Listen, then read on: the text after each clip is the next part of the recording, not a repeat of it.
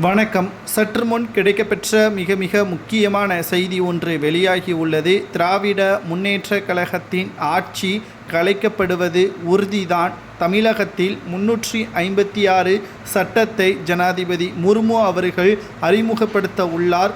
தமிழக சட்டசபை கூட்டத்தொடர் மார்ச் 5ஆம் தேதி நிதி பட்ஜெட் தாக்கல் செய்யப்படக்கூடிய நிலையில் மத்திய அரசிற்கு நாங்கள் வரி செலுத்த மாட்டோம் என்ற தீர்மானத்தை கொண்டுவர திட்டமிட்டிருக்கிறார். இந்த தீர்மானம் பேசப்பட்டாலே தமிழக அரசிற்கு எதிராக உள்துறை அமைச்சர் அமித்ஷா அவர்கள் உச்சநீதிமன்றத்தில் மனு ஒன்றை தாக்கல் செய்யலாம்.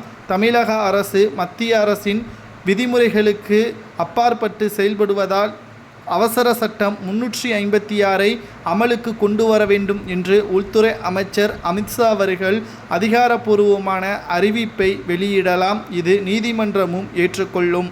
அப்படி நீதிமன்றம் ஏற்றுக்கொள்ளும் பட்சத்தில் உடனடியாக முதல்வர் ஸ்டாலின் அவர்களது பதவி பறிக்கப்பட்டு திமுகவின் அமைச்சரவை கூட்டம் கலைக்கப்பட்டு ஜனாதிபதியின் நேரடியான கட்டுப்பாட்டிற்குள் தமிழக சட்டம் அமலுக்கு வரும். இதனால் திமுகவிற்கு மிகப்பெரிய ஒரு ஆபத்தாக மாறுவதோடு அடுத்த 3 மாதத்திற்குள் மீண்டும் தமிழகத்தில் தேர்தல் நடைபெறும், சட்டசபை தேர்தல் நடைபெறும் என்பதும் தமிழகத்தில் மிகப்பெரிய ஒரு மாற்றத்தையே இந்த அமலுக்கு கொண்டு வரக்கூடிய மத்திய அரசிற்கு வரியை நாங்கள் செலுத்த மாட்டோம் என்று ஏற்படக்கூடிய தீர்மானத்தால் ஒட்டுமொத்தமாக திமுகவிற்குத்தான் மிகப்பெரிய பாதிப்பு என்றும் சமூக வலைதளங்களில் தமிழக பாஜக தலைவர் அண்ணாமலை உள்ளிட்ட பலரும் தெரிவித்து வருகிறார்கள்.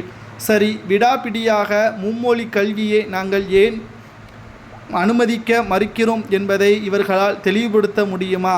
கடந்த ஆண்டு மத்திய கல்வித்துறை அமைச்சருக்கு மும்மொழி கல்வியை நாங்கள் ஆதரிப்பதாக கடிதங்களை கொடுத்துள்ளனர்.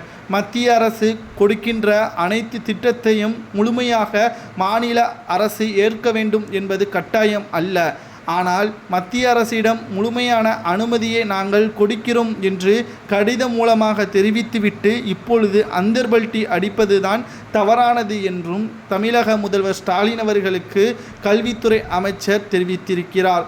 மத்திய கல்வித்துறை அமைச்சர் கூறுவது என்னவென்றால், மும்மொழி கல்வியை முதலில் ஆதரிப்பதாக கூறிவிட்டு அதற்கான நிதியை பெற வேண்டும் என்று தெரிவித்துவிட்டு தற்பொழுது நாங்கள் ஏற்க மாட்டோம் என்று கூறினால் நாங்கள் 2000 கோடியே தமிழகத்திற்கு அனுப்ப மாட்டோம் என்று மத்திய அரசு அதற்கான பதிலையும் கூறியுள்ளது.